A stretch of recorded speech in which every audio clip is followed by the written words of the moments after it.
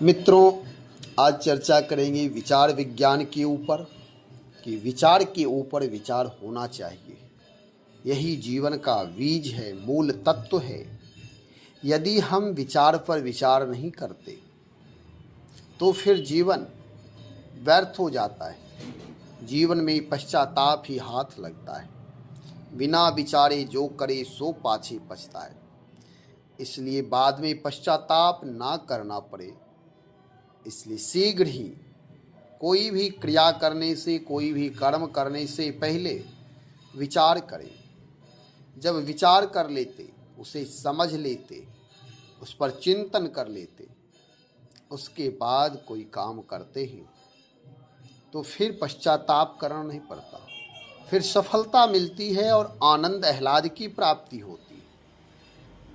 अपने व्यवहार में हम आप देखें कि कई बार ऐसा हुआ होगा कि बिना सोचे समझे किसी बात पर अपनी टिप्पणी दे देना, बिना सोचे समझे थोड़ा बहुत सुना और उस पर अपना वक्तव्य दे देना, बाद में पश्चाताप का कारण बना होगा और कारण बनता ही है, इसमें कहीं कोई संदेह नहीं। यदि हम पहले थोड़ा ठहर जाते हैं, कोई कुछ बोला है उसे ठीक से समझ ले, कहीं कुछ हम आप देखे हैं या कहीं कुछ सुने हैं तो उस पर ठहर करके, रुक करके, विचार करके, समझ कर, सांगो पांग उस पर विचार करके तब कोई निर्णय लेते हैं तो वह निर्णय निर्णायक होता है, सफलता मिलती है और फिर कहीं कोई गलत फहमी नहीं रहती।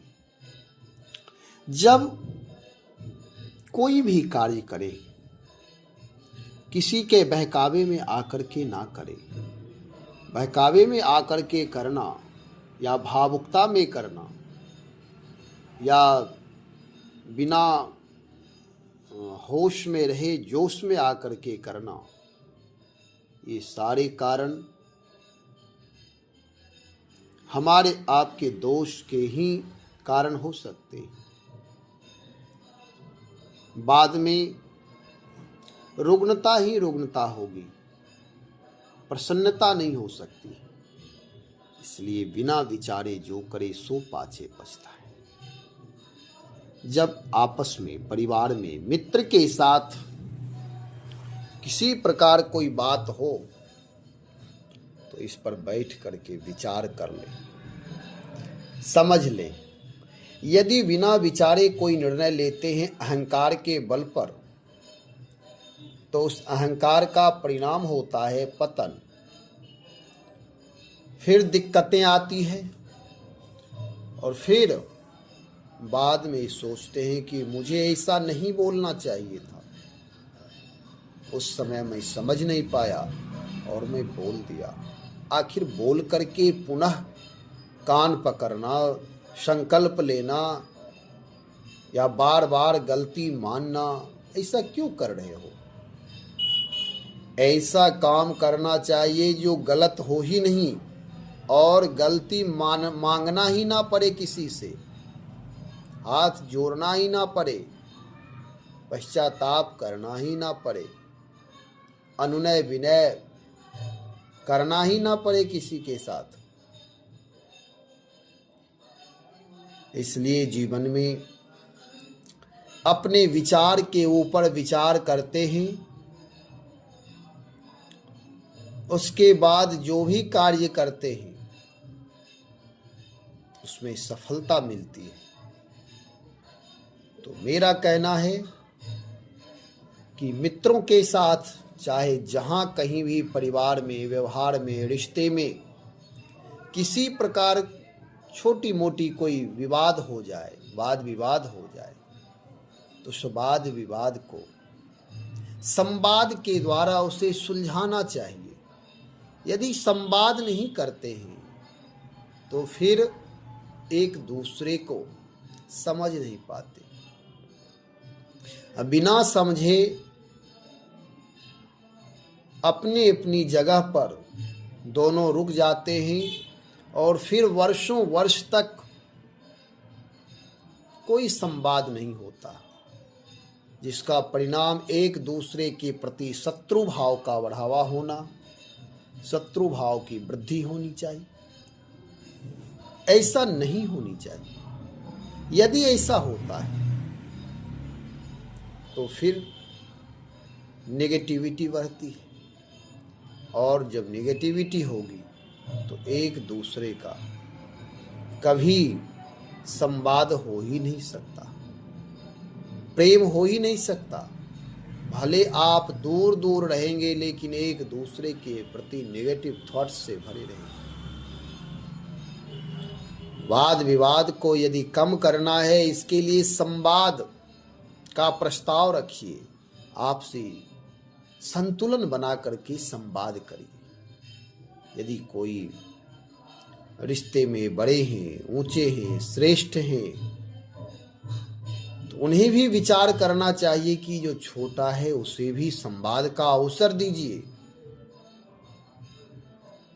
अपने आप में जब संतुलन बनाएंगे तब आप दूसरे के साथ संवाद कर पाएंगे। नहीं तो होता ऐसा है कि मैंने जो कहा वही निर्णय होना ही चाहिए, यह निर्णय सही नहीं है। कोई कहते हैं कि मेरे कहे हुए बात को टालना नहीं है, ये निर्णायक पक्ष नहीं होता।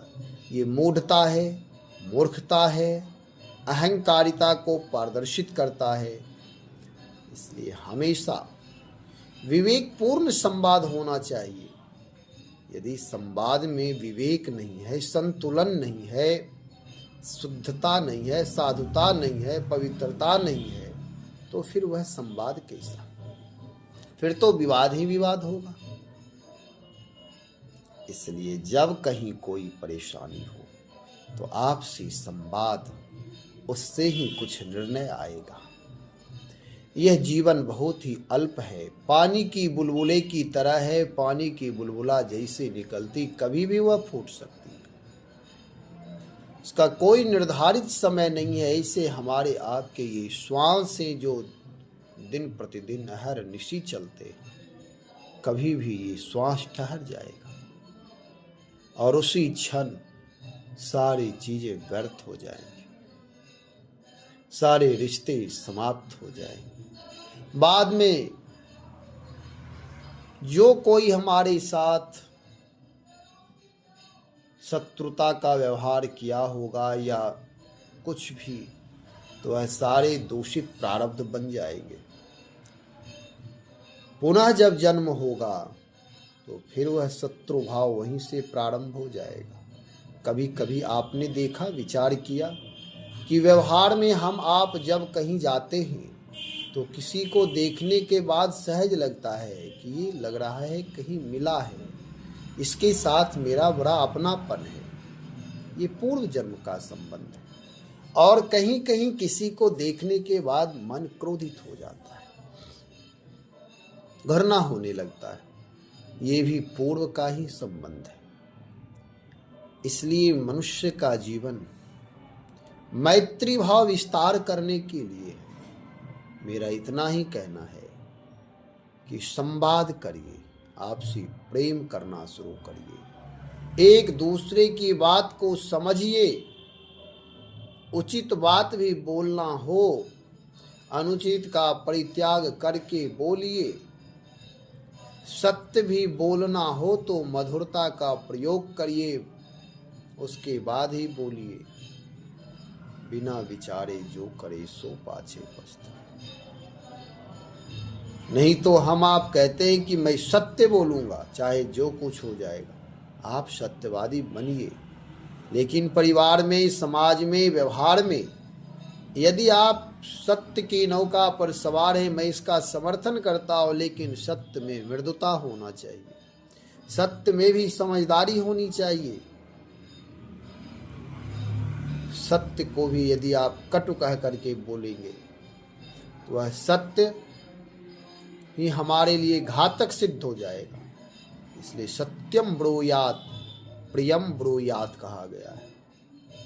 सत्य को प्रियता की सांचे में ढाल करके बोलिए, तभी सत्य का भी मूल्य होगा,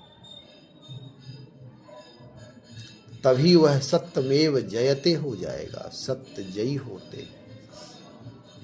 इसलिए माधुर्य,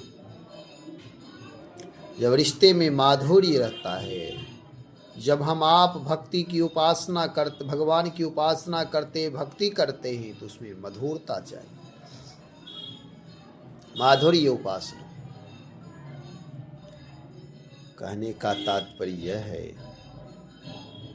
कि कोई भी क्रिया करें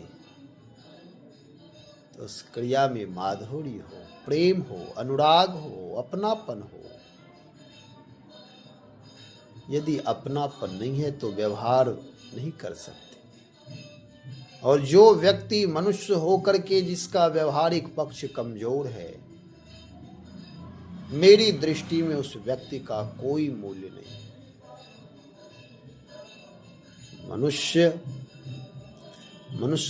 मनुष्यता से युक्त होकर के व्यवहारिक धरातल में अपने जीवन को विस्तार करते हुए परम पावन परमात्मा की उपासना जो कर रहा है, वही मनुष्य की पूर्णता को प्राप्त कर रहा है।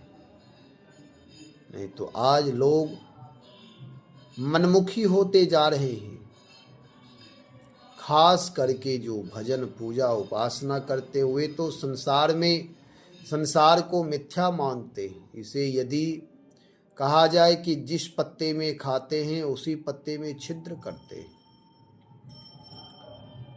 आपने सुना होगा कि लोग कहते हैं, देखो ये ऐसा निंदक है कि मेरे पास रहता है, मेरा खाता है और गाता है, दूसरे का मेरी निंदा करता है।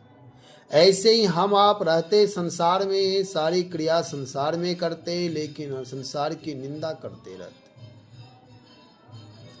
कभी किसी को प्रसन्नता के लिए उसकी प्रशंसा करते हैं, तो किसी को हमेशा किसी की निंदा करते रहते हैं, उसको परेशान करते रहते हैं, कष्ट देते रहते हैं। ये है क्या? यही जीवन है? एक की निंदा और एक की स्तुति, क्या इसलिए जीवन मिला था?